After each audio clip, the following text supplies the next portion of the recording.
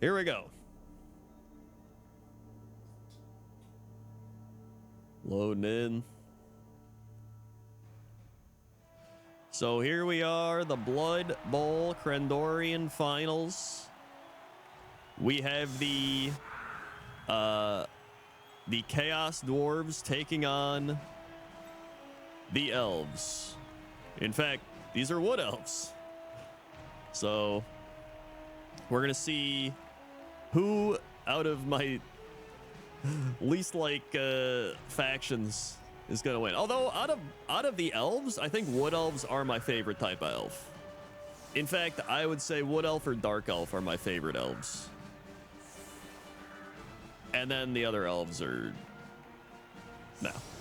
However, I do like Wood Elves with a tree. The fact that he does not have a tree makes me disappointed. Very dumb. And then on the other side, we have the Chaos Dwarves, which, listen, I had a Chaos Dwarf team. Like, Chaos Dwarves are the superior dwarves compared to normal dwarves. And he does have a Minotaur. So that's good.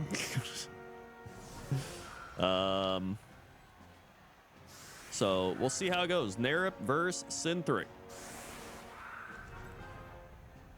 Let's see. I always forget that in this like spectator mode thing, you can like swap back and forth, and I can't really get a whole lot of stats, at least until the game begins. I don't even know. So they do both have wizards, so that's kind of fun. 4 rerolls to 3 rerolls. Is Nerep the elves or the dwarves? I take it Synthric is the dwarves, yeah? They both have very, like, bashy dwarf-looking logos, which is why I get confused. I guess Nerep might be the dwarves? Or wait. Hold on, I'll just check the sheet. Check the sheet. Hold on. Where's my, We're in the booth here, getting ready to broadcast. I'm just checking my materials. It is Nerep's Chaos Dwarves. Okay, it is Nerep's Chaos Dwarves, and then Synthric's Wood Elves. All right. Fantastic. I'm Joe Buck. I didn't make the sheet. That's all good. I really just wanted to know who was who. That's what it boils down to. One of the teams is called the Shorties. Salty Shorties. I mean, listen, it still could be the Elves. I don't know. All right. So, let's take a look at some of these players. We've got an insane Chaos Dwarf blocker here with Mighty Blow, Guard, Tackle. We've got another one with that. We have another one with Guard, Tackle, and another one with Guard, Tackle. Dude, imagine having your players on the line level up through the season. That's truly insane. We have Mighty Blow Minotaur. We have Guard, Tackle. We have the Bull Centaur named Absurd Stats, who has Mighty Blow, Break Tackle, Block, Thick Skull, Sure Feet, and Sprint. Well, I guess they all do have Block, Tackle anyway, but they all have Guard now and Mighty Blow. And here we go. We have nice weather and a gentle gust of wind. The Hobgoblin is Dirty Player. That one's got Sure Hands. Here comes a hit. Can I... There we go. Now we got the skills up. Da-da-da. Oh boy, it's already began. An elf has been knocked out.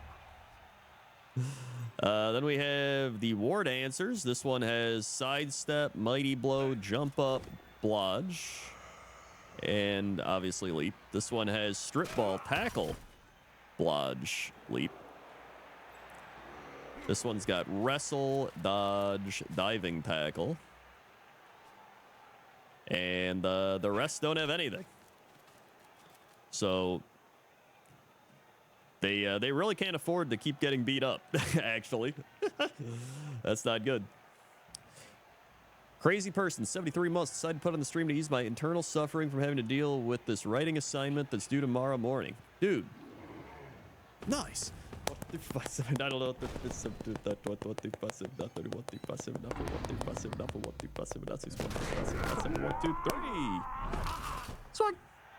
They have the 73 months. Good luck with that writing assignment. And an elf has had a broken neck occur. A broken neck for this elf. Unbelievable. That's actually really bad for the elves. They're down 2 players already. And one of them is not coming back. Mm-hmm. Yep. Sure hands, and they pick the ball up with sure hands.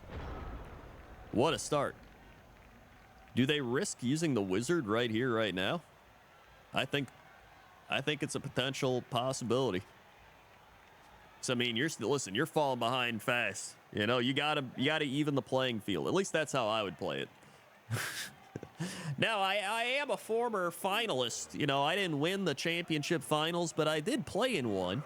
So I do have a bit of experience. All right. And the double ones. Oh, boy, I am sorry. That is... Who would ever roll double ones? I just... all you gotta do is just don't roll ones and dodge away. It's so easy. That's really bad. Hurricane Ditka, 18 months. You more of a Madden, Buck, or whatever? In terms of announcers, I used to dislike Joe Buck, but I actually kind of like Joe Buck now. Maybe it's because we've memed him so much. Hey. But I genuinely don't even mind Joe Buck anymore. I actually think Chris Collinsworth is all right. He's another like meme-worthy guy, but I think he's okay. I do hate how much they love Pat Mahomes, though. There's like, oh, right? But aside from that, I'm like, he's okay. Yeah, out of all like the mainstream guys, but I would say Madden was probably the most fun. I think Madden and Summerall was very much like a me and Jesse type of combo, where you had me being like 3rd down, 4 to go. Marino takes the ball, steps back, looks over the middle, throws, it's caught. Touchdown, Miami Dolphins. And then Madden's like, oh my God, you just see that guy right there? He just took a break. He went up the field. He ran post route. Boom. Right over there. He's like, and now the extra point. That is good.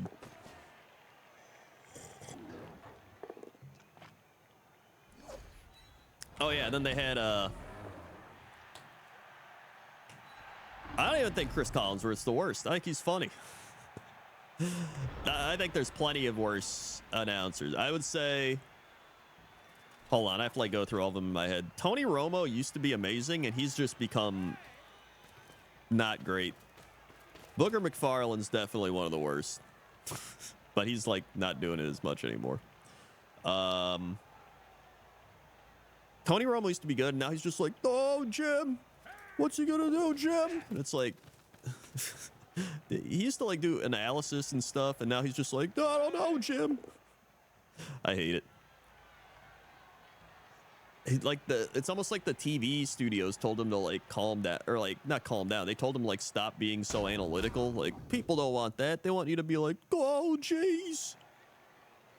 Kevin Harlan's fantastic. I love Kevin Harlan for preseason Packer games, or just like, dude, Kevin Harlan can just cast like any sport, and it's fantastic.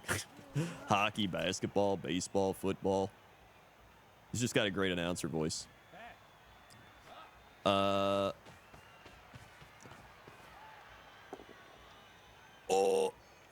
Well.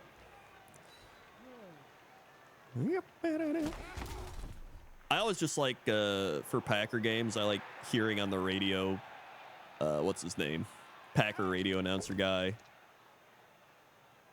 Oh, God, what's his name? Wayne Larrabee, that's what it is. I love Wayne Larrabee.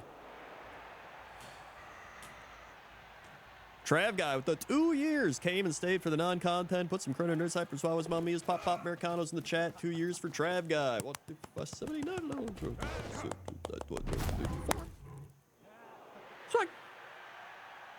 They were the 2 years.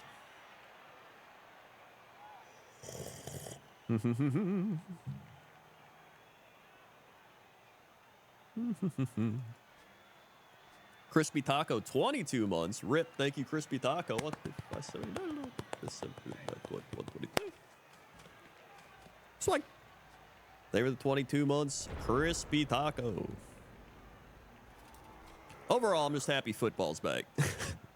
We gotta wait like a week and a half or whatever, but preseason's over. We can start getting into the games that matter. It's gonna be fun. Cannot wait. Oh boy, more injured elves. Folks, oh my god, he fractured his arm. This is not looking good for the elf team here. I think I may have cursed them by being on their side from a viewpoint. Maybe if I switch viewpoints, that'll help him out. Nope.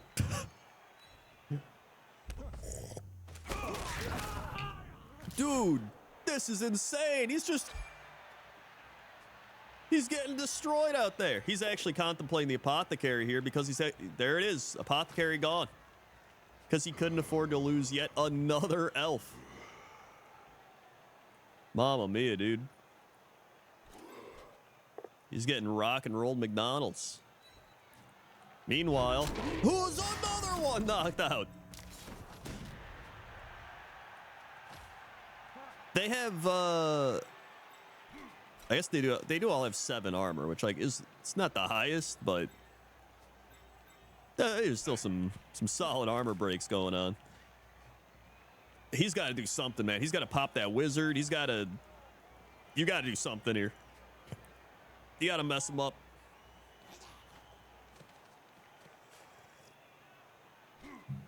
Otherwise, this one's gonna be fast. I'm very excited that the Packers' early season schedule is pretty easy. Let's Jordan Love get some, some easier games in there. Pretty nice. We get the Bears, Falcons, Saints. So Bears, that's a winnable game. Even as much as the Bear fans are just like, yeah, new team, here we go. I still don't trust in the Bears to really do anything. The Falcons are still kind of ass. They're kind of unpredictable, but I don't think they're going to be great. And then Saints are still probably the best NFC South team, to be honest. So that's kind of a iffy game, but it's in Lambeau, so I think it could be okay. And then Lions. We'll have to see how the Lions are doing by then. They could be doing well, or they could be Lions-ing it up. Then we play the Raiders. Whoa, here it comes!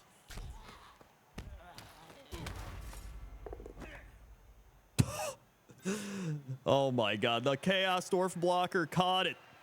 That's even worse.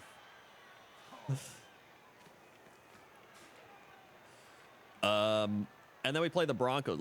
Honestly, the start of the season for the Packers is like pretty winnable. We don't play the second half of the season. We play the Chiefs and the Chargers and the Steelers, which are like some harder games, but and the Giants. Like the start of the season's not too bad. So I'm actually kind of hopeful. I think Love will be mid at worst, good at best. I think, yeah.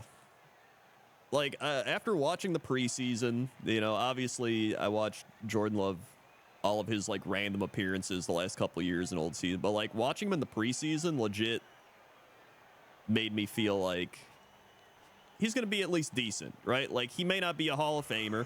He might not be another Favre or Rodgers, but he seems like he can at least be a competent quarterback, I think at worst he's like your Jimmy Garoppolo tier. He'll do okay, right? He won't carry you to victories, but he won't mess up a lot. So I'm curious to see how he develops. Well, Alex Smith there. Oh my, did he roll double ones again? Oh, he rolled a 1 and a 2. Dude. This is, I feel like I'm just watching one of my games on replay or something.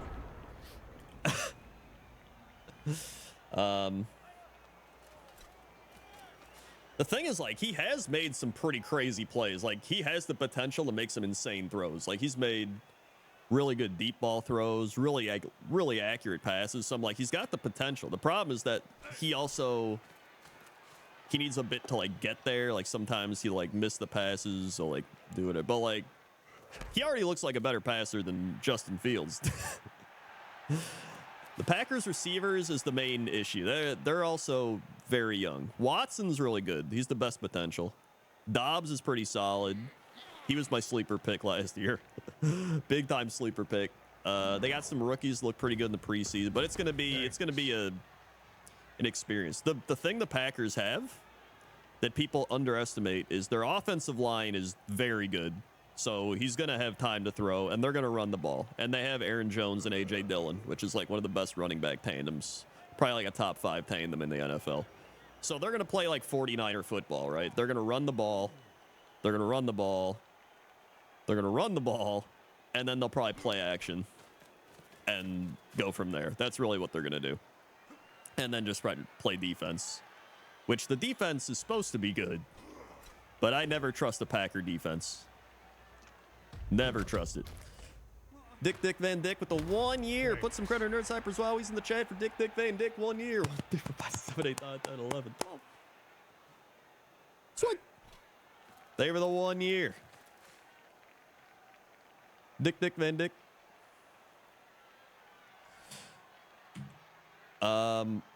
Really excited to watch my outlet for offense instead of the Aaron Rodgers audible chuck it, fuck it show. Yeah, I think that's my big thing. Is like if the Packers...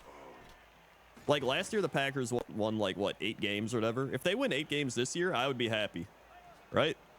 Last year, I was like, oh my God, they only won 8 games. But like, if this year they win like 7, 8 games, I'd be like, nice, we're like going in a good direction. Because the team's so young now, right?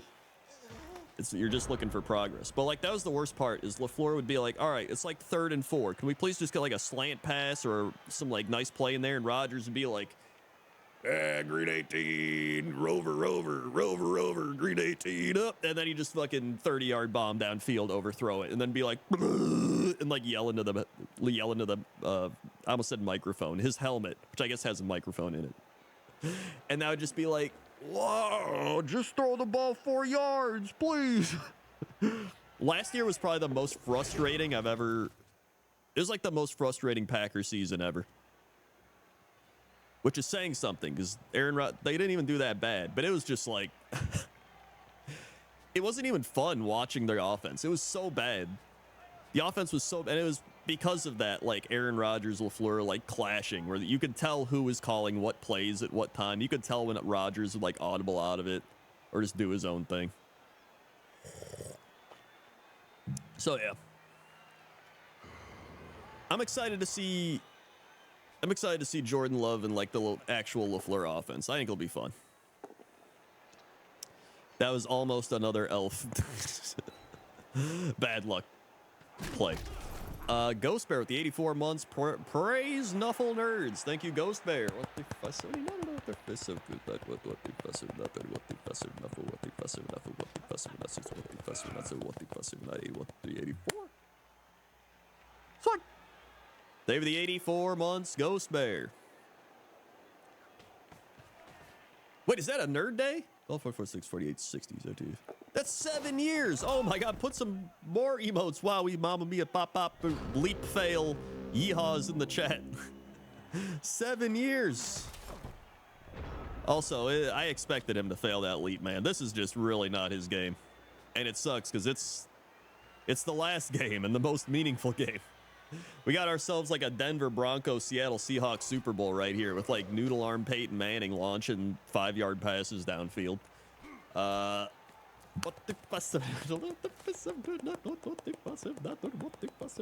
think I already clapped, but I'm gonna clap again because it's in their defense.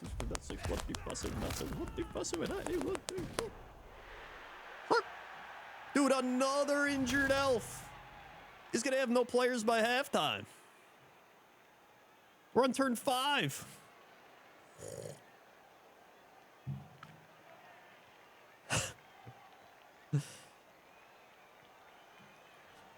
So what I was going to say is it's going to be fun watching like the new young Packer team develop, watching Jordan Love develop and like everybody grow together. But I can still go watch the Green Bay Jets over in New York and all my favorite like 35 to 40-year-old Packer players over there just having a great time. And so I can cheer for them. But if they do poorly and start, you know, spiraling, then I don't have to care. I'm like, well, it's not on the Packers this time. Yeah, I get the best of both worlds. I mean, he's going to retire anyway. And then I get to hear Rob on our podcast kind of rant about the Jets even more. I don't think the Jets are going to do bad, by the way. I make it seem like the Jets are going to do terrible or something. Holy shit, was that a ward answer? He just killed a ward answer. The dirty player just kicked the ward answer and killed him. He kicked him in the groin. Holy shit. That's 3 injured and 1 dead elf, 2 knocked out elves, and 1 apothecaried coming back in elf. This is insane, man. Oh my god.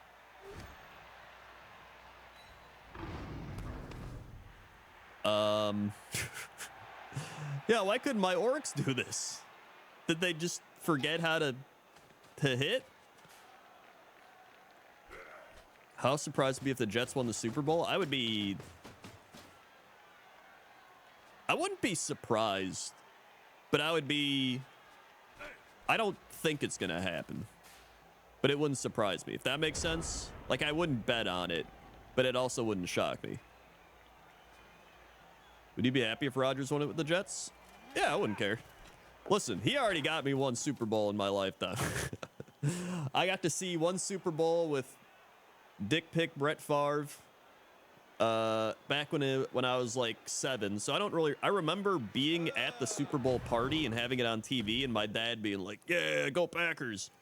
And them winning it against the Patriots. But I don't like remember, like I wasn't a Packer fan back then. But then in 2010, I very vividly remember I was like just getting into YouTube, and so I'm like a bit nostalgic with that. And I remember the Packers going on the run. I thought they were going to miss the playoffs. And then it was like, hey, you know what, Aaron Rodgers, he did okay last year. He's making some steps forward. We'll be good in the future. But then they go on this big run. They're just roasting teams. They're like high-powered offense. They make it in as a wild card. They beat the Eagles. Then they beat the Falcons, and the Falcons beat them earlier in their season. And they just like shit on the Falcons. Then they play the Bears. And just like beating the Bears in the NFC Championship game was fantastic. Another injured health, but he's stunned. And then just, you know, winning this. That was a miracle season too. That was so fun. So Rodgers deserves another one, honestly. He should have gotten at least like 2 more Super Bowl appearances. The Seahawks one, the shit show Seattle one. That was probably the most scarring football game I've ever watched. I think the Seattle NFC Championship game, it was like watching this. It was literally, that Seattle Packer Championship game would be like if the Chaos Dwarves lose this game. Like if you look at the field right now and you're like, there's no way they lose. It would be like if they lost. That's what it was like. Because once the onside kick happened and everything just started snowballing, I was like, it's over. It's done. They got like fake field goals, onside kicks. They're making crazy runs and play. So it was and then the year after they won the Super Bowl, where they were like 15-1 and lost to the Giants. They could have went that year, but the Giants were just doing what they did the year before. It was whatever. The other year I think they should have went was when they played the Buccaneers. I think the Packer team, when they played the Buccaneers, was good enough to win the Super Bowl. That was the COVID year, so a lot of teams like didn't have like the chemistry and veteran experience the Packers had and that's why it ended up being Tom Brady, Aaron Rodgers, and then our shitty ass defense had just allowed Tom Brady the ability to just bleh.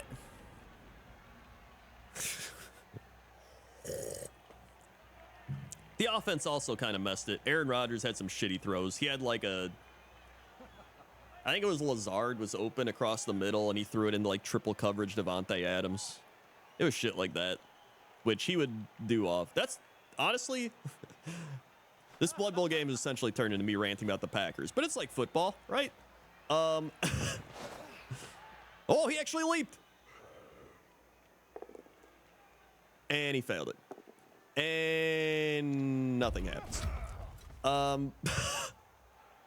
The refs actually did suck that game as well. There's a couple plays I remember, but the big thing I remember with Aaron Rodgers recently was that he just would throw it into, he just threw in the dumb situations. And he would just try for like deep passes, deep balls. That became his like big downfalls. He always went for the big play. It's kind of like if you're an elf and you're trying to do anything this game, it just fails. And he didn't have the arm anymore. He couldn't get those accuracies downfield. Wasn't really trusting receivers. He didn't have those like veteran guys with him. He had rookie guys, and he's just like, you go this way, you go this way. And I think Jordan Love just resonates more with the younger receivers now too, because like Jordan Love isn't going to be like, listen, I'll throw you the ball if you build up chemistry with me and do what I tell you to do, all right? Like, he's not going to do that. Jordan Love's going to, like, do what LaFleur tells him to do and be like, all right, what are my reads? Hey, that guy's open. I'll throw him the ball, right? I'm just excited that now a guy is going to throw the ball to a receiver that's open. So it's nice. Yeah.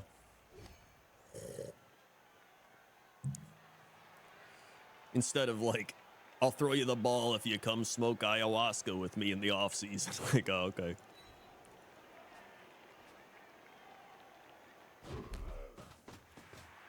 Yeah, the Packers won 4 Super Bowls. The first 2, 96, and then 2010. And then they made the Super Bowl in 97 and lost to the John Elway Broncos. And then they've pretty much always been a playoff team the last, like, well, really as long as I've been alive, like 34 years. There's been a couple like mishaps in there. Nothing too crazy. Turns out having top tier quarterback play will make you a good team.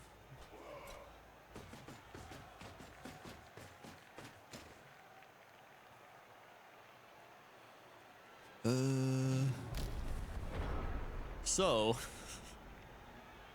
it's looking like the Dwarves are going to score, and we'll end up going to halftime.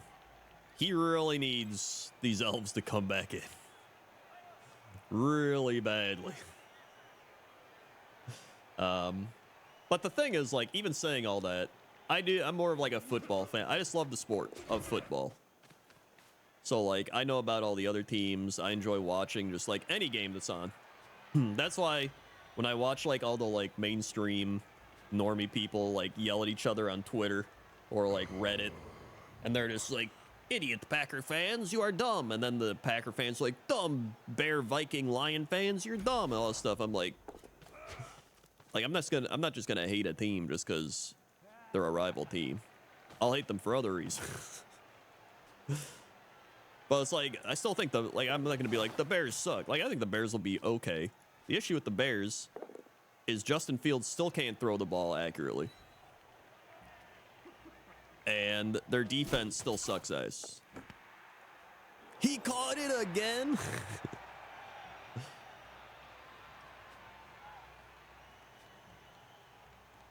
Justin Fields is literally just a running back. He's literally Lamar Jackson, but like,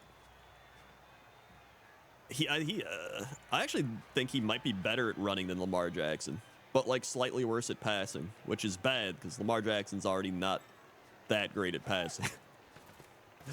But saying that, that's still the best quarterback the Bears have had in like forever, since like Jay Cutler.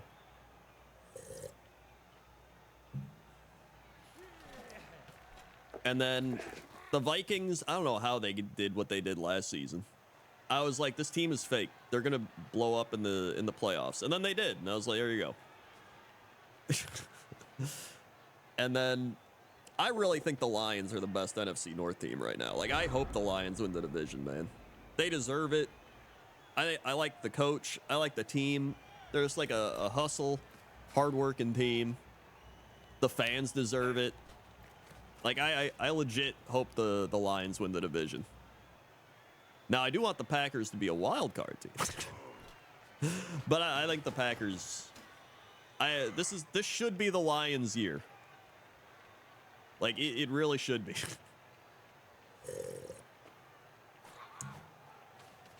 Who's the Packers quarterback since they moved on to Rodgers and Favre? It's Jordan Love. So pretty much the Packers drafted Jordan Love 3 years ago to replace Aaron Rodgers.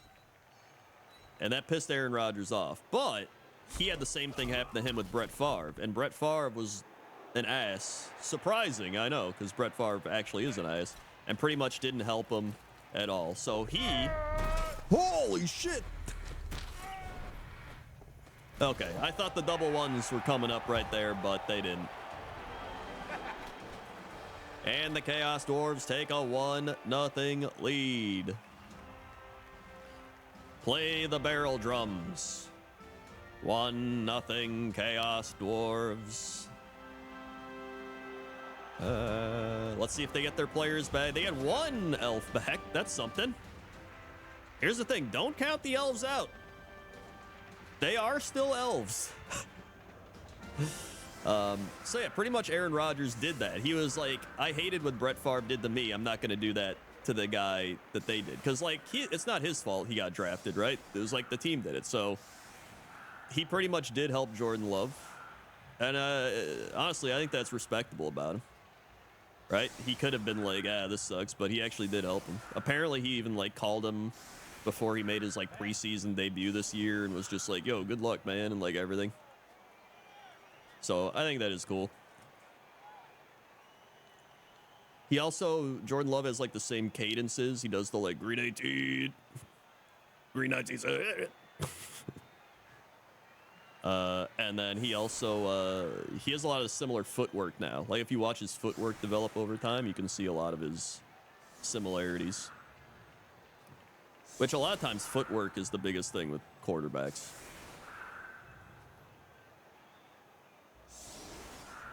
So yeah. I'm excited. I think it'll be fun.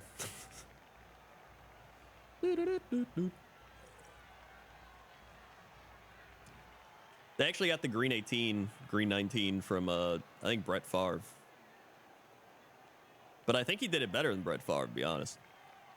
I watched, like, some old cadence stuff, and I think his cadences were actually better than Brett Favre. That was one of my favorite parts with Aaron Rodgers, him just doing the Green 18. Extra rerolls. Here we go, last turn. The Elves get a shot here to do something. Favre's better at drawing the defense, go offside. I mean, Aaron Rodgers is really good at it, though. I'd say Aaron Rodgers is better.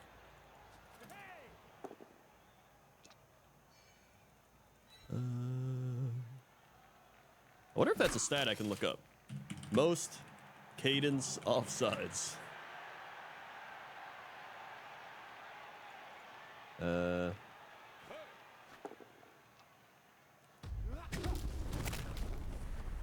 Oh! The Minotaur has fractured leg. He's actually out. All right, the Elves have done it. They have taken out the Minotaur. That could be the big play they needed before going into halftime. I found a stat page that said most total offsides drawn by quarterbacks last year. This was 7 years ago, so 2016. Aaron Rodgers had 17, but tied with him was Teddy Bridgewater with 17, Phillip Rivers had 15, and then Tannehill and Josh McCown had 14. That's pretty wild. Oh, boy. Oh, there he goes.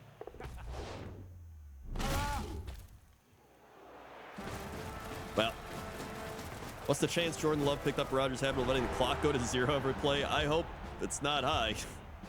Oh, and he gets his other elf back. All right. I mean, this is a game now. This is a game.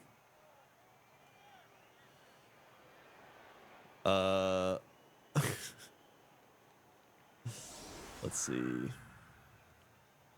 I just want to see if there's like an all-time cadence offsides.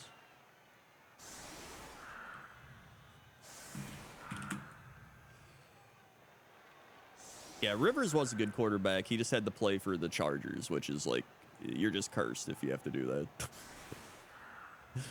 that.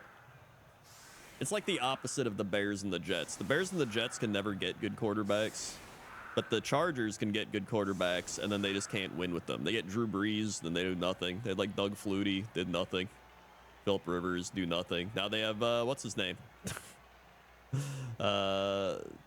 Ding Dong. Why can't I think of his name? Justin Herbert. That's what it is. They have Justin Herbert. And they're doing great, and then they do nothing.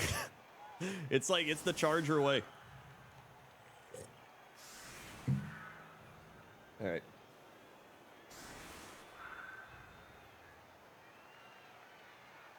What's the Pat Mahomes case? Oh, he's like blue 80, blue 80, blue 80.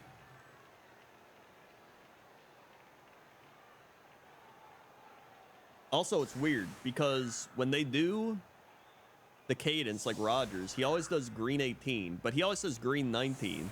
So I tried listening because I was like, there's no way. He does green 18 first, and then he does green 19. So it's actually confusing. He'll be like, green 18, green 19 set up. What? That's actually really bad for the Elves here. That's actually terrible for the Elves here. The Texans will not do great, but they need more help.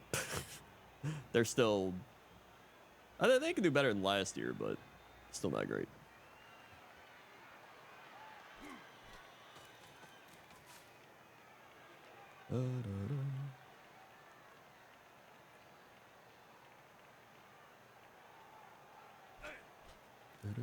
Apparently the cadences are all blue 80, white 80, green 80, green 18, and Josh Allen of the Bills uses white 20.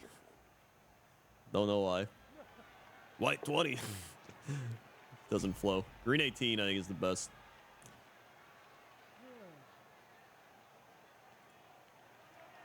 Yeah, the Peyton Manning Omaha. Omaha. That was him audibly.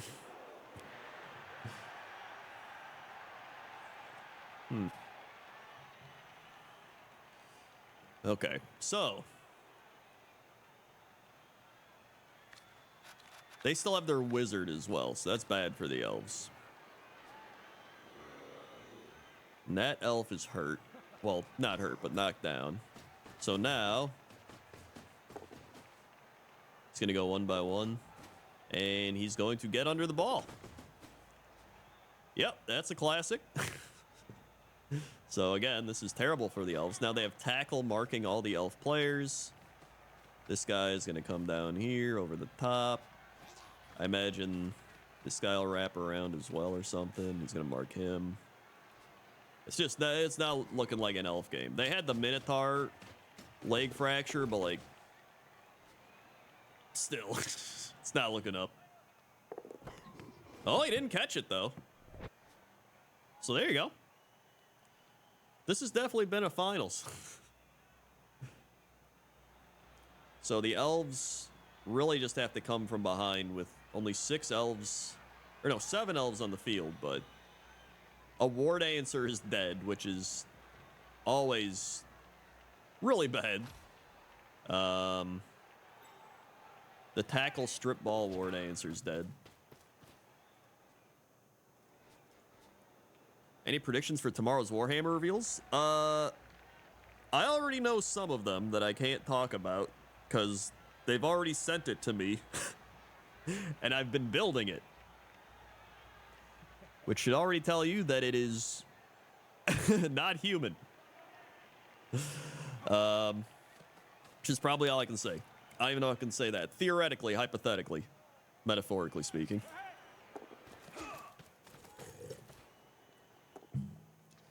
I'm not too sure about the 40k stuff, to be honest. I imagine it'll be Space Marine things. It's probably a new Space Marine lieutenant.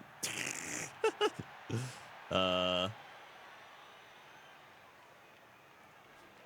then I'm not sure about the other stuff. So I'm excited to see all that. And then I'm excited to see everyone's reaction to the stuff that I already know about and am building.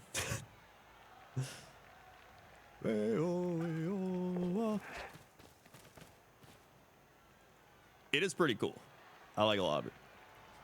I'll make a video about it when it is allowed for me to do so.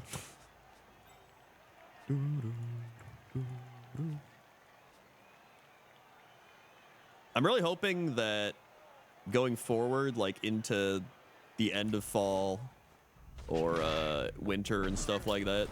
Oh boy. Okay, he made it out. Kind of. Oh. Oh, he picked it up. Let's see what he does. Ash Flute carrying this ball. And I don't know where he's going to go, but I guess that's... I'd probably go like right here. Oh, there he goes. Now, as you can see, I'm a Blood Bowl player. I knew strategic positioning. But anyway, I really hope they do kind of like what they were doing with Skaven, how they just did the Skaven Warhammer Underworld Warband. And they kind of did the same thing with Lizardmen. And I'm hoping that they keep doing more Skaven stuff as like a model revamp. And then they do like a big Skaven thing. I know the rumor was like they do Skaven for 4.0 as like a big release. But I really just want a Skaven revamp. That'd be fantastic. The fact that they are doing a lot of Warhammer Underworld stuff leads me to believe they are going to do that, though, because they did the same thing with Lizardmen, right? They did like the new Chameleon Skinks. They did the new Saurus Warriors with Blood Bowl. Then they did the new Saurus Warrior guy with the Underworld Warband. And you could tell they were like, wow, these guys are like Warhammer's GW's really like putting in effort into like redoing Lizardmen. Sure seems like they're going to redo Lizardmen. And then all of a sudden they're just like, oh yeah, here's like 10 Lizardmen kits, right? So I feel like they're going to do the same thing with Skaven. It feels like they're next up on the list. Plus they know Skaven will sell. And there's a lot of shit. I would really love them to remake the old model of the plastic, or a plastic version of the rat priest guy on a rat. I love that model. Give me a rat priest on a rat mount, dude. 100%. And then after that, they could redo some Beast of Chaos stuff. That would be fantastic. Please, a new Dragon Ogre Shaggoth. Please make him 9 wounds instead of 10. 10 wounds is like the worst. Because they don't get any benefits of shit from the game. Please give him some sort of casting bonus. There's just a lot of things they could use. New Dragon Ogres are actually okay looking, but they can make some cool looking Dragon Ogres. There's a lot of cool Beastmen sculpts they could really update. Bulgors could definitely... Bulgors are like the easiest thing to upgrade. They already have the Slaves to Darkness Bulgor looking guys. Just like tweak them a bit. They literally look like Bulgors. Is it the Myrmidons or whatever? I can't remember what they're called either. The Ogroid Myrmidons? Is that it? They literally are like just better Bulgors. And then, I would love if they did something like how in like Warhammer Total War, they have Tarox. You know Tarox, the like big bull with like both axes, and he's like, "Bleh." I would love like a giant Tarox type model. I think it'd be sick. As like a centerpiece guy for the Beast of Chaos, and maybe he's got that like Berserker thing where like the more you damage him, the stronger he gets. I think that'd be sick. So, will it happen? I'm not putting money on it, but I can dream. My other wish list thing is I really want a remaster of the Bone Splitters. I don't know if they're going to do that. That's another thing where I'm like, I don't know if they think enough people would buy Bone Splitter stuff, but I would love if they remade the Bone Splitter models, because those are pretty old. Whoa, we got a red card.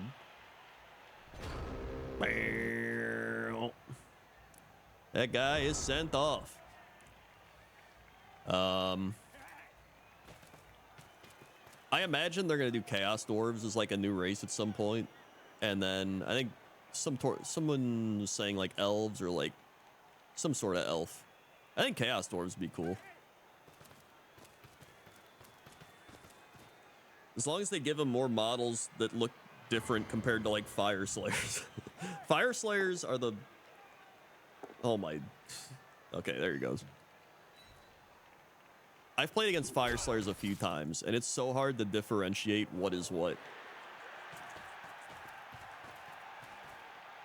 And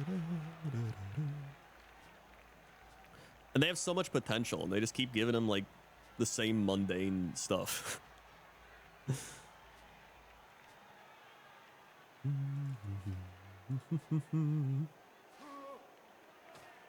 Okay.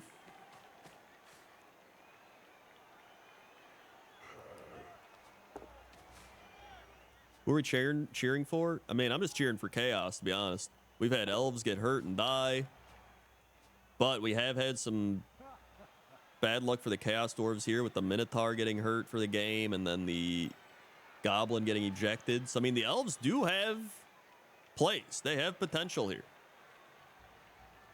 Sign-ups for Crendbowl Season 17 are currently open. Check the Nerd Bowl channel and Crendor's Discord for a link to the Google Forms so you have your chance to play next season. Also, I'll put the link in the description of the VOD on my Crend Clips channel.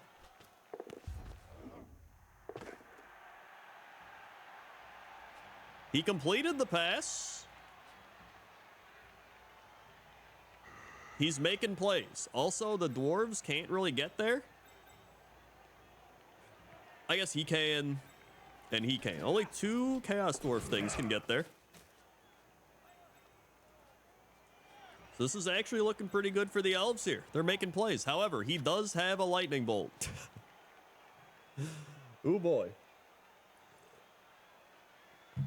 But he could roll a 1. Could always roll a 1.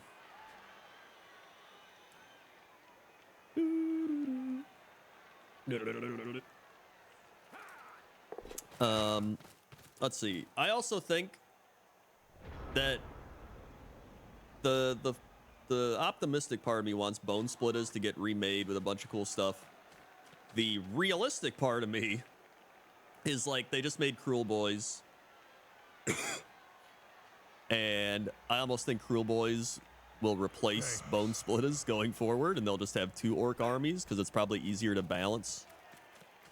And Bone Splitters are really outdated. That's the realistic part of me. But the hopeful part is like, dude, just remake Bone Splitter stuff. But I'm like, I think they're going to phase them out. But maybe not. You know, maybe not.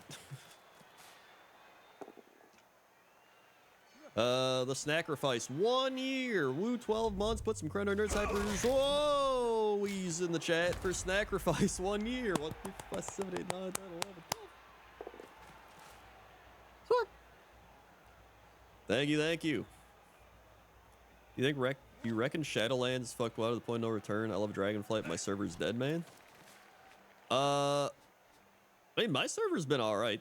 I mean, they have like phasing and stuff. I mean, I've seen WoW doing pretty all right, especially when like new patches and stuff hit. So I mean, they've essentially made the game in retail at this point to the point where servers don't really matter that much. Like most of the content you can do, you don't even really need a server. Like you could really, it's all just like cross-realm shit anyway, right? In fact, I enjoy being on a less populated server. Whoop!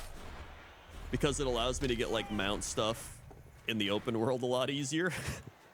Or like find rare shit easier. So I'm always like, dude, this is great. But in classic WoW, I would much rather be on a populated server. Sorry, I hit the mic. It sounded like a coconut. But I think WoW is going in the right direction. I think they did learn a lot from classic WoW, which I think is good. And I think, yeah, as long as they keep the direction they're at going forward, it'll be good. I really like the amount of stuff they've been releasing. I like their patching. Because, like, I mean, in the past, they, like, would do one patch, and then you wouldn't get another one for, like, a year. Now they're just like, all right, here's a patch, here's a mini patch, here's a patch. Like, I think Final Fantasy and all the competition has made them actually start working. Which is nice. I liked your player housing video. I think they split off team, make optional player. I think it'd be cool. I mean, I think it'd be worth it. Part of me thinks they are doing something like that. I think they would do it when they do a big Azeroth revamp again, because I feel like they are going to do an Azeroth revamp at some point. It just feels that way. Like, they're redoing old assets. They're doing, like, you know, Dragonflight testing in Kalimdor and Eastern Kingdoms, right? Which could just be a thing of them being like, you know, we're having fun Dragonflight, but it feels very much like they're testing some stuff. So it wouldn't surprise me if we do get a big revamp. Plus, like, it's been cataclysmic for way too long. And the leveling experience is terrible, so it would also give them the ability to redo the leveling experience. So I feel like it just feels like it has to be done. You know what I mean? Like, I don't know. Plus, with the amount of patches and stuff they do, I think it would be pretty solid as well. And you can already see they're redoing, like, holidays. They've started redoing a lot of older stuff recently, right? They hired and merged the whole 100-person dev team, so I wonder what they're up to. Yeah, it feels like something's happening. So I hope that happens. I think it'd be cool. Whoop. So yeah, my whole theory in the video I made was Flying Dumpling, 1 year Nerd Day. Thank you, Flying Dumpling. Put some Crendorian Nerd Cypress, Wows, Mummies, Pop, Burricano, Way Wows in the chat. 4 resubs in a row have all been Nerd Days. Wow, 1, 2, 3, 4, 5, 6, 7, 8, 9, 10, 11. Swag. He rolled a 1 on the lightning bolt. I called it. I called it. The lightning bolt won. There it is. The lightning bolt won. What was I saying? Oh yeah, pretty much in my video I talk about the Azeroth revamp and how it would go. And I think the most likely way they would do it is instead of having all the little zones like they do now, right? They would essentially take a zone, like for example in Dragonflight, how there's big zones. Double ones! Oh boy. It's happening. So let's say like Tanaris, Feralus, Thousand Needles, Southern Barrens, and whatever, what's above Tanaris, like Desolus?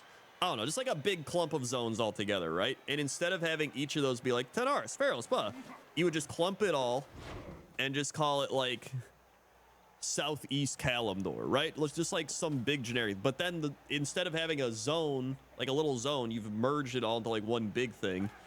And then I think they would take that and kind of almost make it like the zones meld together in a way. Like Feralus starts morphing with Tanaris, and Tanaris started like, you know, merging with Thousand Needles, and they like, because like years have gone by, right? Like the Cataclysm happened and now things have healed. So it's almost like all the things healed, then the land shifts together and kind of morphs into like bigger zones, and then it would allow you to have more of like a Dragonflight type thing where you could fly around and shit like that. So that's what I think they would do, because I can't imagine them having dragon flying with like a little, and I think it would also make leveling easier if you do something like that. Because I think that's really what they want to do. They want to simplify the leveling experience and have it all kind of in one place, so you don't have to jump into like random expansions. I can't imagine them doing that without cutting what made old zones so distinct. Well, I think they will cut what a lot of the old zone stuff. Because I feel like it's just, The old zones are essentially classic WoW in a retail environment, and it just doesn't work for what they're trying to do, which is why I think they're going to just revamp a ton of it. That doesn't mean, like, scrapping it and getting rid of, like, shit in the... But, like, kind of almost like a re-envisioning. I feel like it would almost be like a WoW 2, to be honest. Like, I feel like they could make a WoW 2 without making a WoW 2. And I think that's what they're trying to do. Because, like, what are they going to do with WoW 2? It's going to be like... Are they going to, like... Are they going to make, like, a new zone? Like, it's going to be like an expansion. Like, what are they going to do? Update the graphics again? Like, who cares? I feel like WoW 2 is just kind of a... I don't think it would be that great. I feel like they just are better off just doing a big patch for old shit, or expansion, I guess.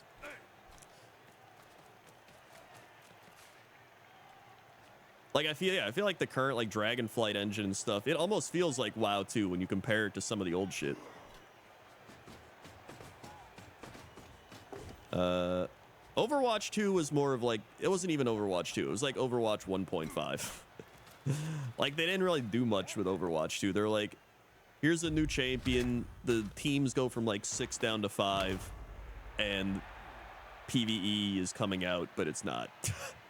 And it was like, okay, it's just Overwatch still. All right. They could take the story in a different direction. Yeah, but you could do that with an expansion or a patch. Like, you still don't need an entire new game to do that. They take the story in different directions every expansion. I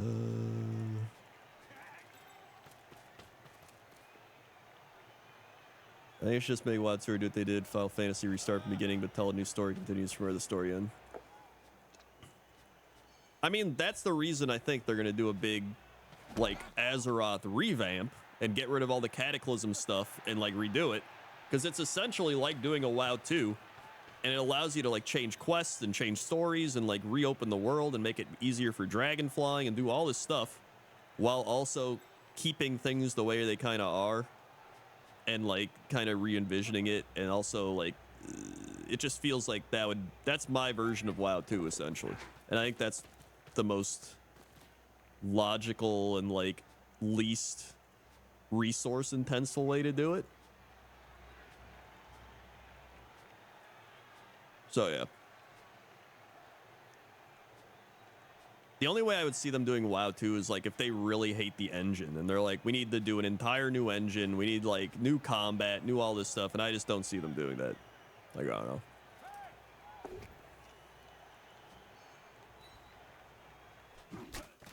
The elves are actually milking the clock pretty well here.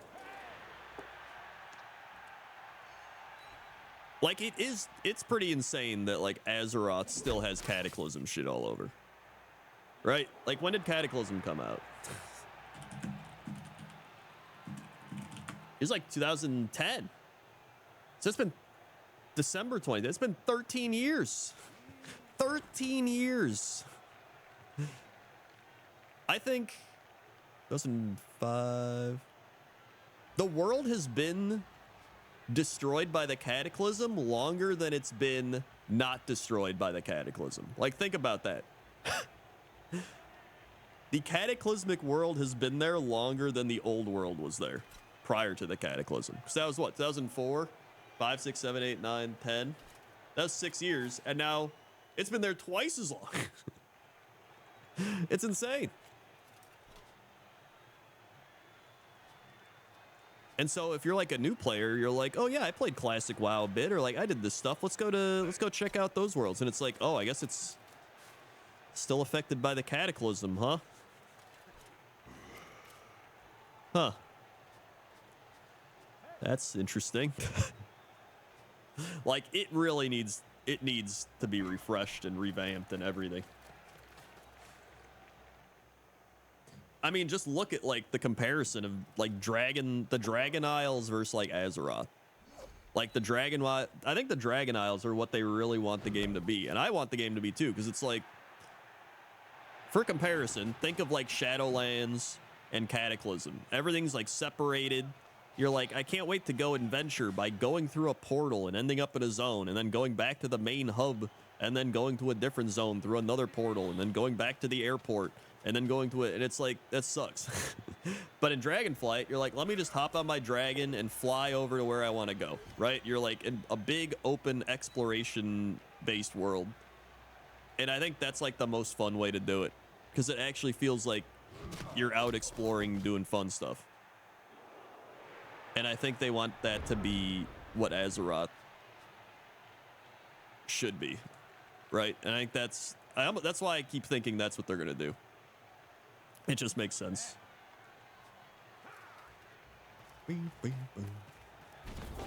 Hey, we're tied.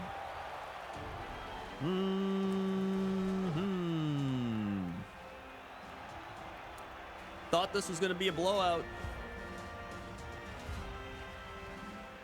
However, the Dwarves still have 3 turns, and they still have more players, and they get a chance at bashing the Elves. So that's pretty big.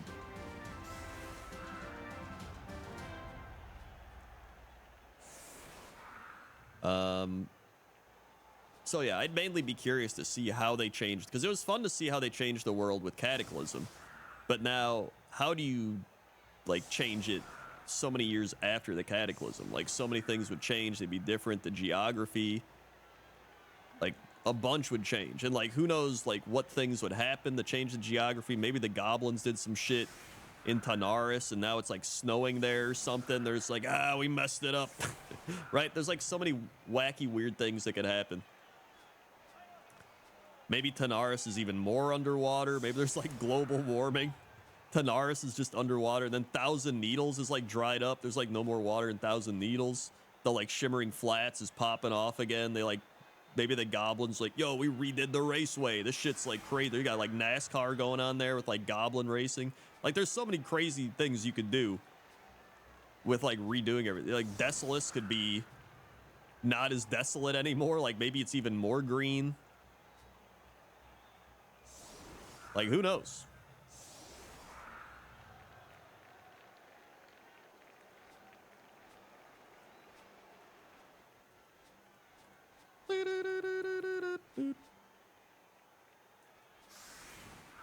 Yeah, Goblin Racing Track at Azshara could be finished. Fast and Furious, Tinkertown Drift, or Gadgets and Drift. That'd be funny.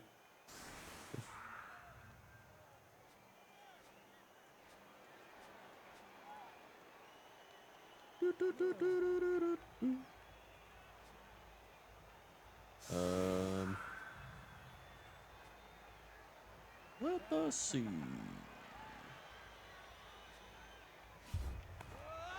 Whoa!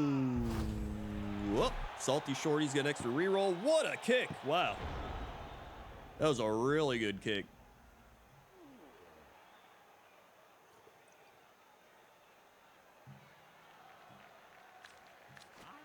So, yeah, I mean, whatever they do, I think it'll be fun to go back to the old Azeroth and essentially have it get revamped, because they need to do it at some point.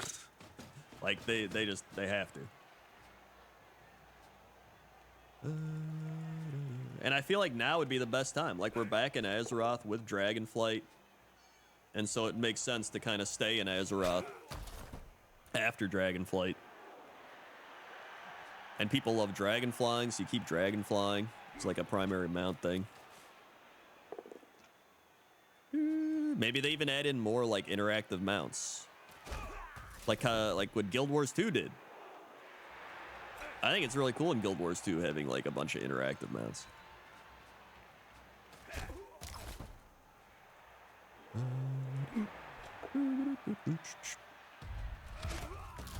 That's a knocked out elf. It's not what he needs.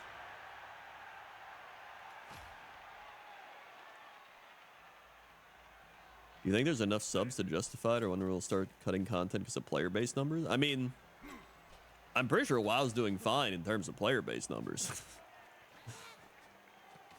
Like, it's still one of the most popular MMORPGs on the market. Like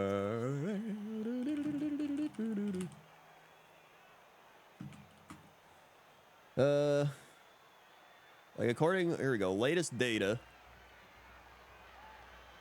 Let's see. According to estimates, World of Warcraft has 8.5 million monthly players.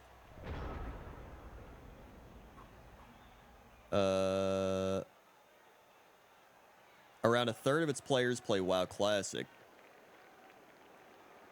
which, let's see.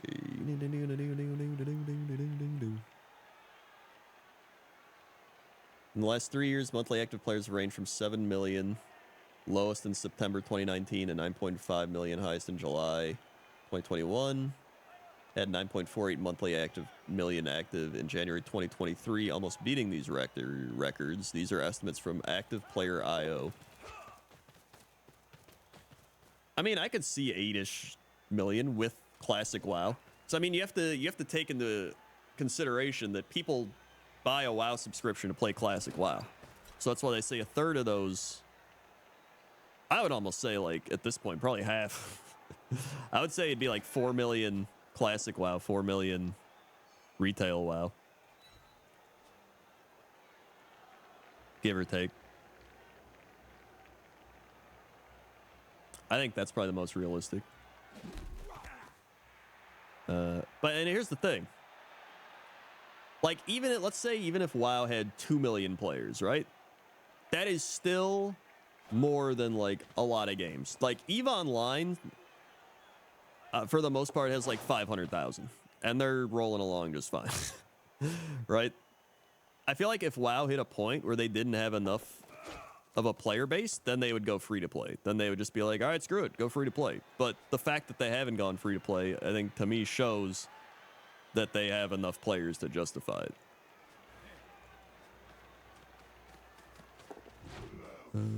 Peak for WoW subs, I think, was like 12 million. Wrath of the Lich King, I think. Yeah, Wrath of the Lich King was like 11 to 12 million.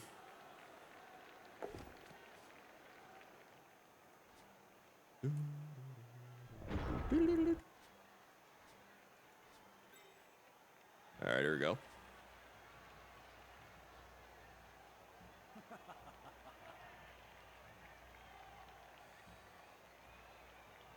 EVE Online's concurrent player base like 23K average. What's Final Fantasy, actually, out of curiosity?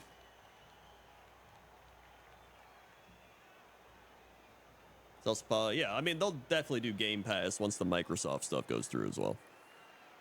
100%. 20+ million? Wait, really? Is it that high?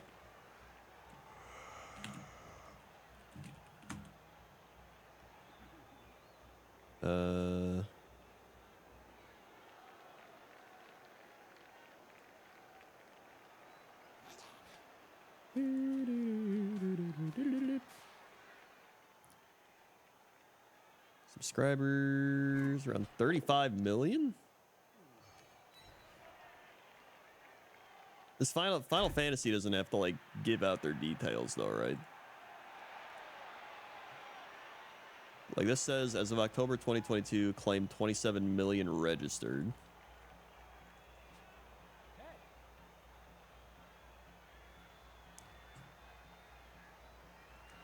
So yeah, I don't know. It's hard to figure it. They'll just be like 40 million, 27 million, 10 million, 15 million. You're like, okay.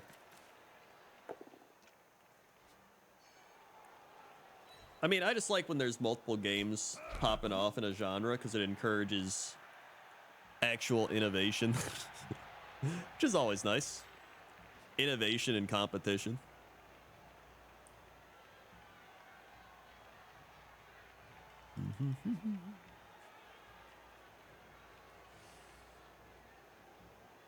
Yeah, like as much as I bash Shadowlands, I had fun playing it for the first like month and a half. But then just all the systems set up to keep me playing, I did not like. And then I didn't think the patches were very good with like a lot of the stuff. The story I didn't really care about. While with Dragonflight, it's kind of been the opposite. I've enjoyed all the added and like all the patches they added in and the content with it. The story's been a lot more fun. I've enjoyed the world more. Like every zone I've really enjoyed. Like this is the first expansion where I've enjoyed every zone in the expansion. Now the zones are like massive, obviously. There's only like 4 or 5 of them, but I've really liked all of them.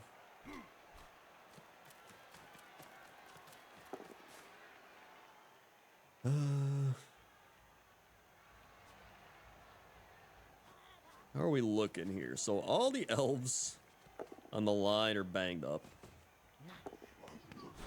Oh, he's got to make this. He missed it. And the goblin, wow, he got his own miss, which is kind of crazy. Now, 1, 2, 3, 4, 5, 6. Now the question is, what does he do with this guy? Because this guy is technically in scoring position, but he could move him down in scoring position. But then he risks getting hit and losing the ball. It's actually pretty crazy. That scatter roll is actually insane too, I just realized.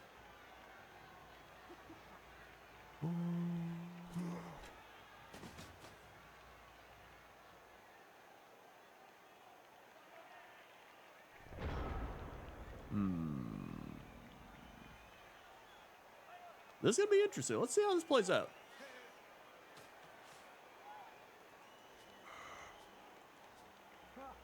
I mean, I do think the Chaos Dwarf team is in a better position here, because they still can score here and win decently easy if they just get the ball to this guy.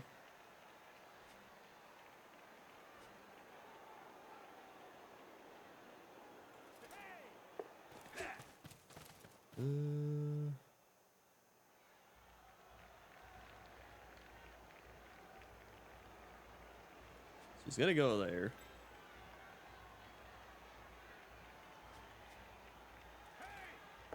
So I don't know if he blitzes him off.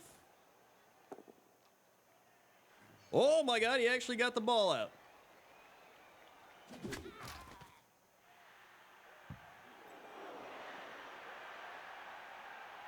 One, 2, 3, 4, 5, 6, 7, 8. 1, 2. Dude, he can score.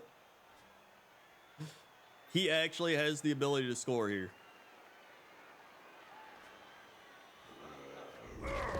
And he's not scoring.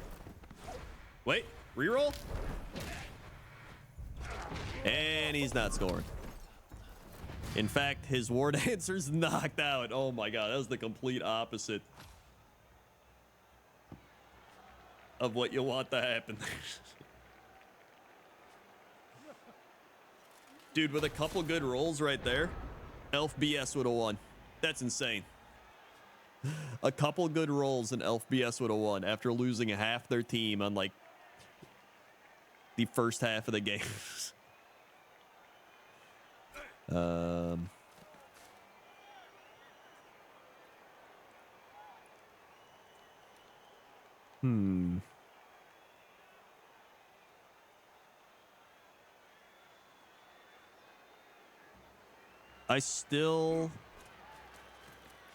mean, the Chaos Dwarves can still do this. Well, that's another elf gone.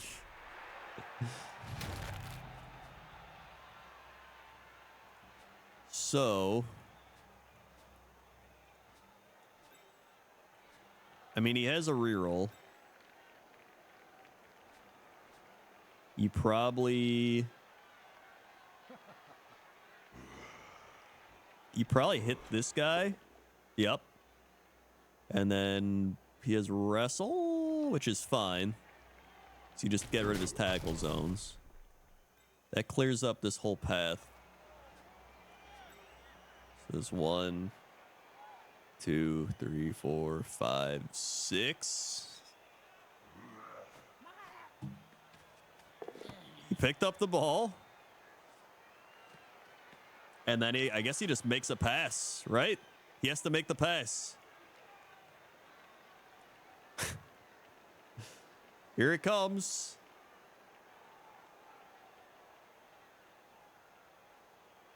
He's got a reroll.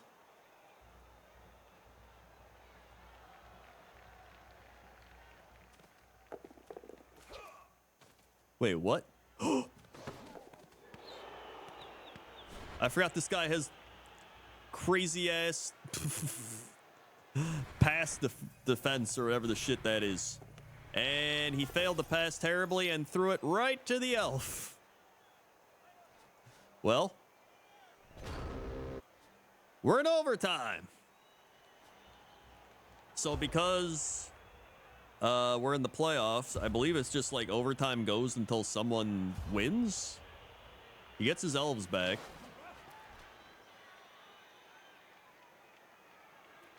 Let's see what happens here. This is kind of crazy. I did not expect this one to go to overtime, but here we are. And it looks like I think the elves won it?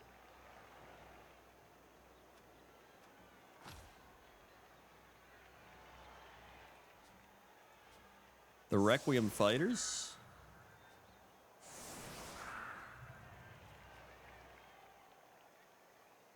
So there's no rerolls. Kickoff random 8 more turns. And I take it, since we're in the playoffs, it would just keep going until someone won. But I can't imagine nobody winning in the next 8 turns. Yeah, it's just first to score wins now.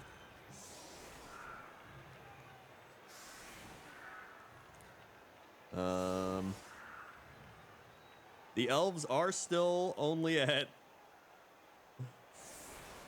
6 players currently. So that is not the greatest. But this is going to get pretty insane.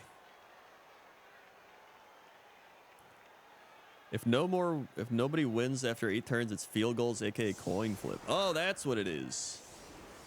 Didn't that happen at some point? I feel like that happened. I remember another finals went to overtime, but I don't remember if that happened at the end of it or what happened. I don't remember. It's all a blur.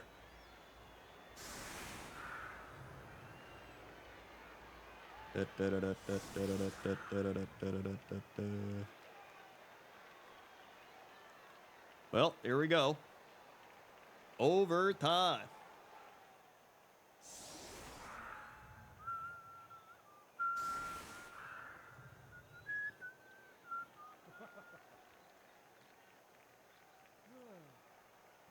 Overtime.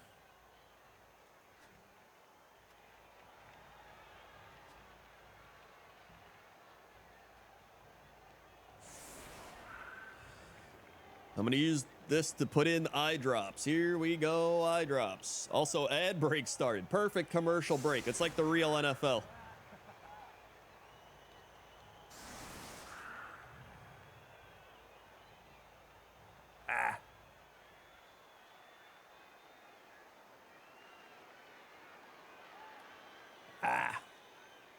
All right. There we go. Where'd I put that cap? There it is. All right. I think you're supposed to keep your eyes closed for like 30 seconds or something. Look around. All right.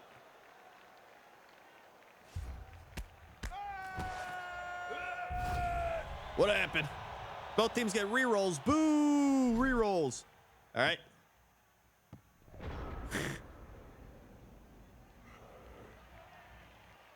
Okay. Woo. What are the drops for? My eyes. Oh boy, here we go. Coach Crendorian, your professional opinion, how do you see the game going forward for both teams? Well, I just really see a hard-fought battle out there.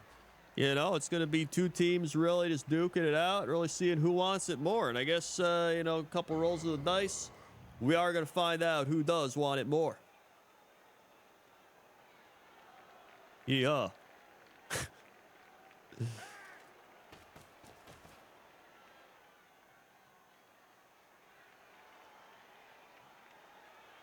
All right. Elves making their moves.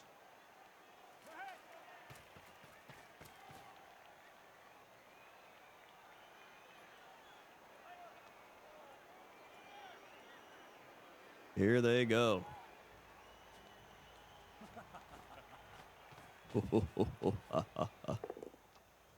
That's a defender down. That's a Bulgor down, but it's only a stun. Pretty crazy. However, he does have pretty much every elf right here now. I guess he can move out.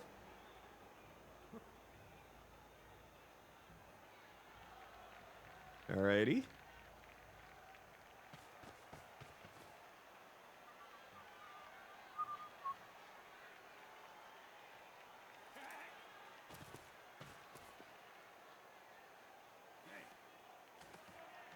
And he's picked up the ball.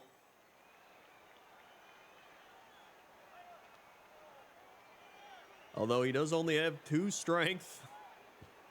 So if he does get hit, he's probably not going to hold up very well.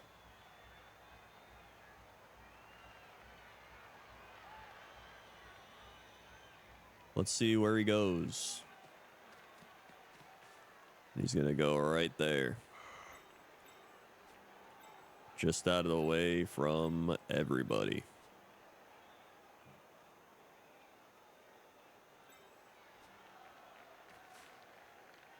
Never mind, right there. And here we go. Time for the Chaos Dwarf response. Ba-ba-da-da-da-da.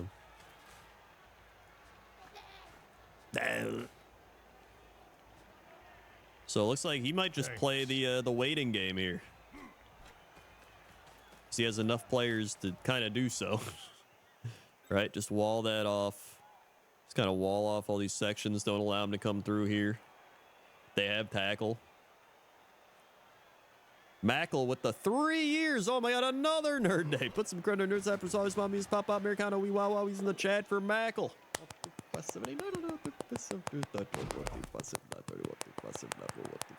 Wait. Had to suck some back. Thank you, Mackle.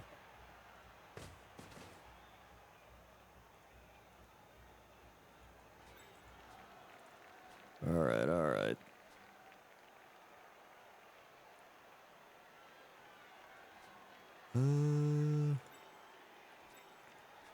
Let's see what they do here. Looks like they're gonna go there. So they do have all this blocked off now. And then he's gonna go over there, get the guard going. Wah, wah, wah. And then Sure Hands moves up a bit. So pretty much they wall all this off and leave this side pretty much open.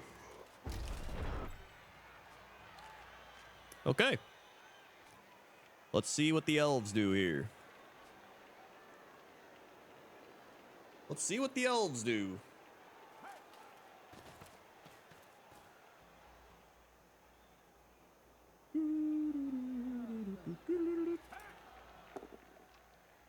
Okay, they are hitting a dwarf.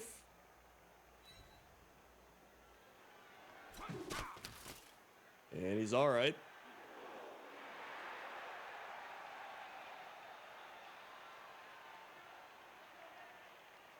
Okay. However, now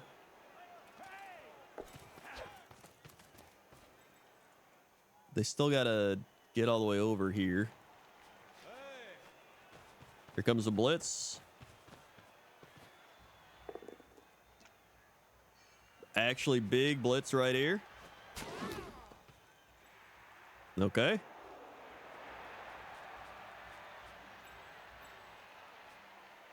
All right.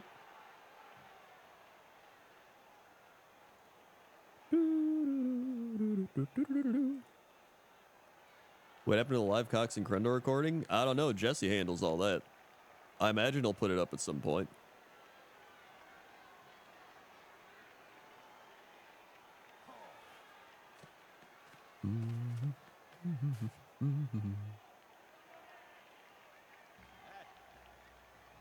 All right, all right.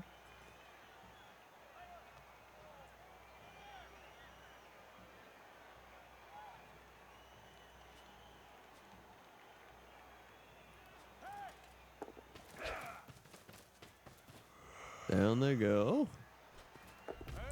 And... wow, he actually took him out. That is... well... I was about to say that was risky, but I forgot he has a bribe. So, it's less risky than I thought.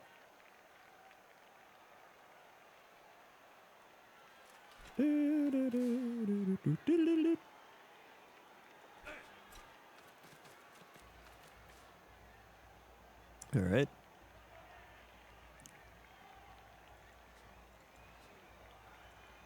Here we go. Just making moves here. It is pretty crazy seeing an elf player play very defensively almost.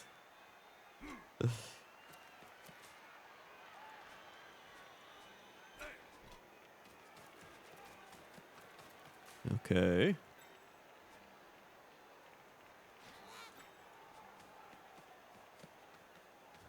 And then Hobgoblin goes back.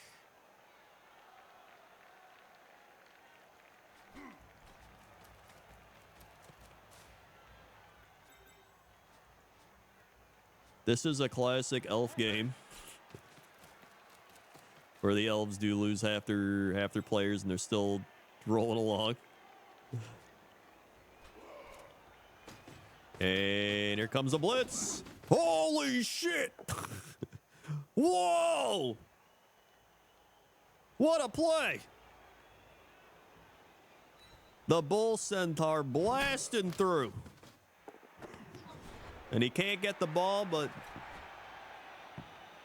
he's gonna try now, I imagine. And he picks it up! Big time place. In order for that to happen, he had to make a 4+ on the dodge roll, and he got a 5. That was his hardest play, and then getting the 2 die on the block dice, and he actually did it. Mamma mia. Just an unbelievable rush there from the Bull Centaur. You see him dodge through and just really just blast through the line, and they just never see it coming. All right, now they're going right back, and they knock down the Bull Centaur once again. The Elves firing right back, and now the Elf has got the ball, but not the one he wants. The Elf that's already moved. Now he can't even move the ball downfield, which is terrible, which allows the Chaos Dwarves to settle around. Really just get some big-time hits on the Elves. They can't withstand any more hits right now. Back to you. Thanks, announcer me. That actually is terrible for him. Because obviously he wants to dodge out, pick it up, you know, maneuver around, but he's just stuck here now. He is just stuck. And within range of all the Chaos Dwarves to gather around. This looked like it was going to be a blowout final. And it's become pretty insane, to be honest. We are truly witnessing the battle of agility versus strength. But funnily enough, the agile team has been making the strength plays, and the strength team has been making the agile plays. And that ward answers stun, which is terrible for the elf team. In fact, that's very bad. All right.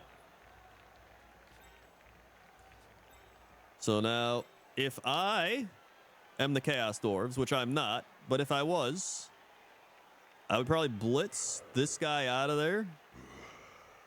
I guess you could also blitz this guy out of there. I guess he's easier to blitz down. So you probably blitz him down and then maybe start marking him with tackle. Probably mark this guy with tackle. You probably beat the shit out of this elf. Although if you can free up this bull centaur, he could probably get to the ball carrier. So we'll see what happens here.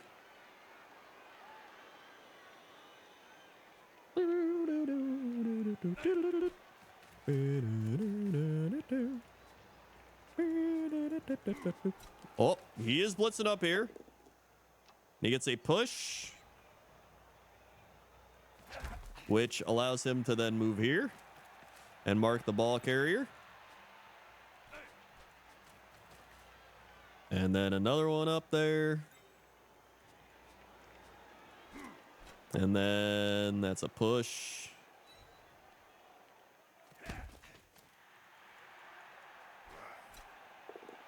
And that's a defender down. That's going to roast him. Yes, sirree. And then with this last guy, he's going to stand in the way of there. So good positioning from the Chaos Dwarves. All right, turn 20. Yeehaw.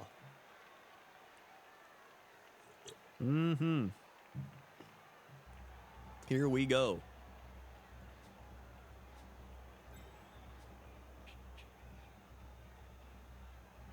I hear the dwarven drums.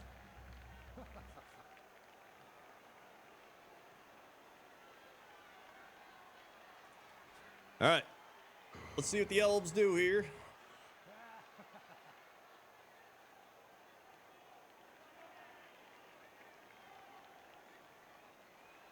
I imagine try to dodge away.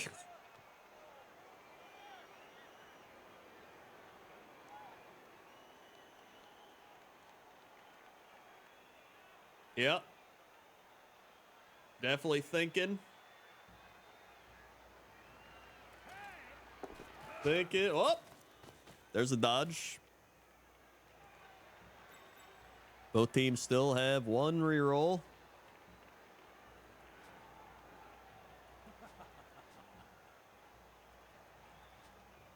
Yes, sirree.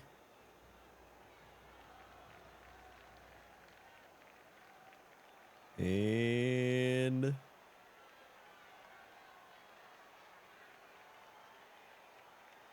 here they go. Here it comes. Any second now.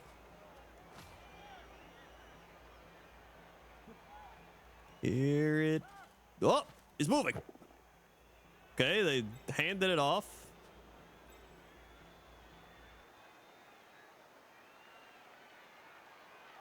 And now, here they go. They're going.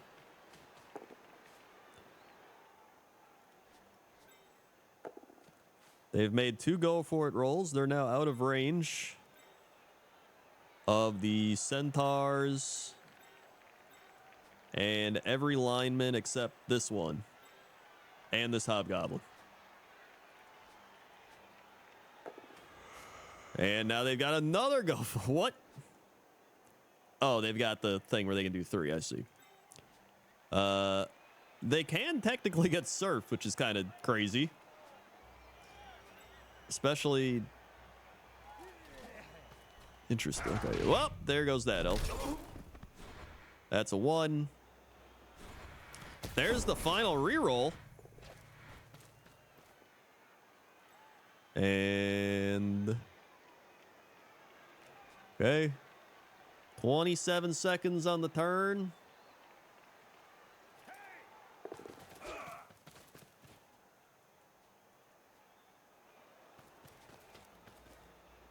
And there they go.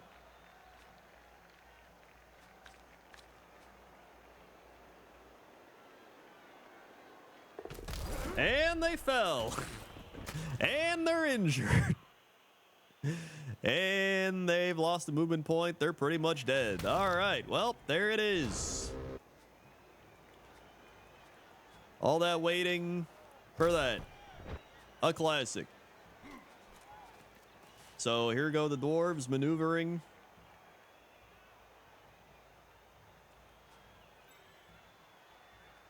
Okay.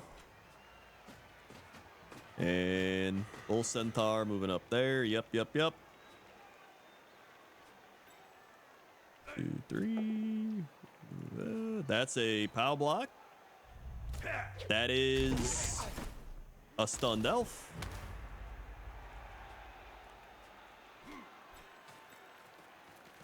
Okay, we're marking him.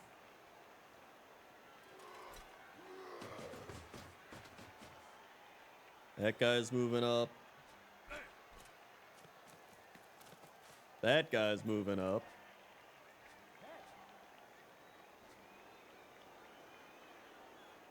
The elves definitely have more injured players than non-injured. They've got what? 2, 3, 4, 5, 6. Uh-oh, I'm missing an important place. He didn't get the surf, but he did get the knockout. He's going to re-roll it. He gets the surf.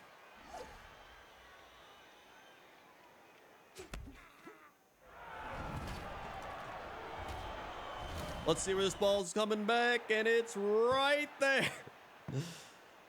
Well, that is a place.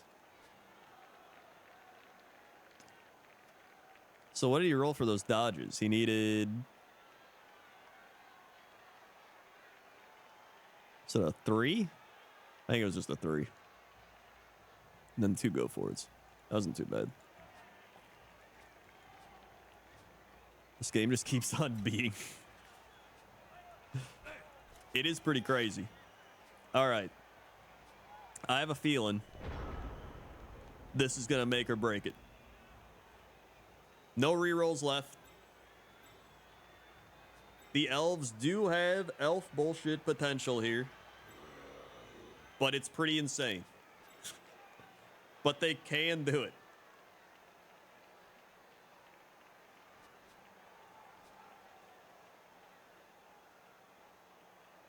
And if they don't, I think it's over. All right. 3 elves currently up, 1 stunned. He made the leap.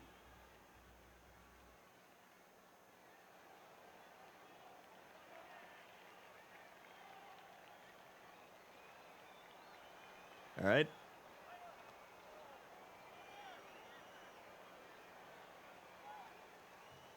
Okay.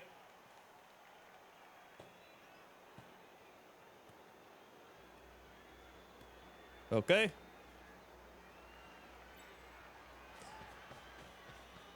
He is moving downfield. He's dodged away. He's going to pick up the ball. He rolled a 1. He goofed it in the crucial moments. In the crucial moments of the game, Pine Sham has goofed it. His butterfingers have cost his team a potential championship.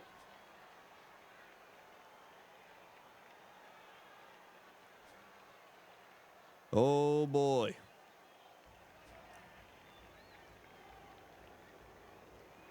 It's not looking good.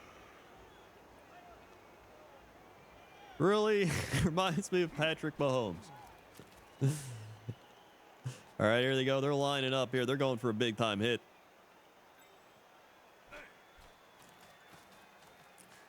Here they go. They're marking this guy. They're marking this guy. Everybody's getting marked.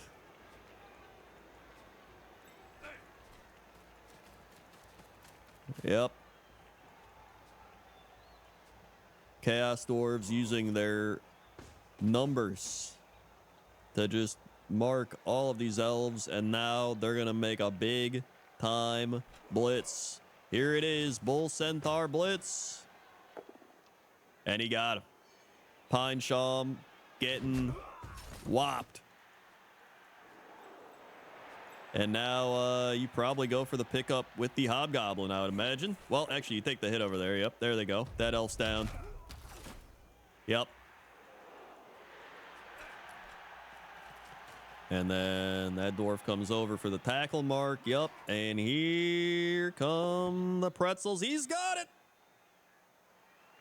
The Hobgoblin SDI has done what the elf could not. Pick up the ball.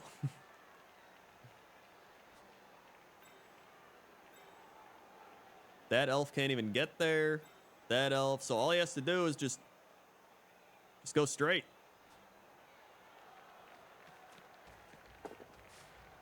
If he makes... Oh, he's out of range. This is it. It's over. 2, 3, 4, 5, 6. It's over, folks. He's out of range. No elves can get to him. There's only one shot, which is this elf getting all the way down here just for a mark. He can't even hit him. He just has to mark him. That's the only chance he's got. Otherwise, it's pretty much over here. Doom, doom, doom, da-doom. He cannot trip over the goal line. He is 6 movement. 1, 2, 3, 4, 5, 6. He will get into. He pretty much made the go for it roll he had to make right here, which was the play because it gets him out of range of being hit. And you have to make a go for it anyway to get into the end zone. So this is it.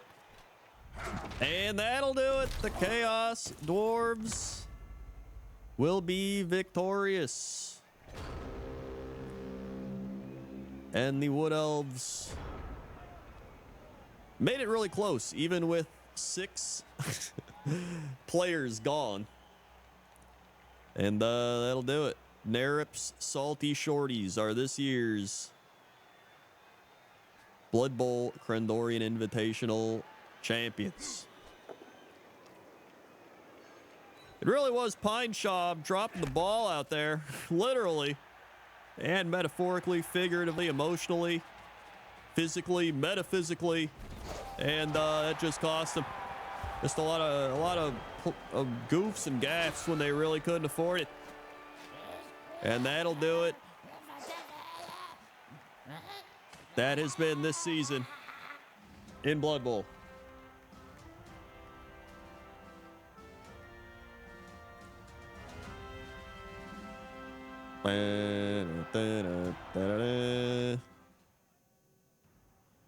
There it is. Take a look at the dice. Salty Shorties, pretty average. Requiem Fighters rolled a lot of 5s, 4 5s and 6s, actually a much higher amount. Block dice, 21 skull to 14 pow block. That checks out. I know that feel. And then 4 skulls to 14 pow blocks for the Requiem Fighters. Mamma mia, they were actually rolling hot on the block dice, even though they did not win. And then overall, obviously armor breaks, injuries, stuff like that. So that is it. That is this season in Blood Bowl. Yeehaw, what a game.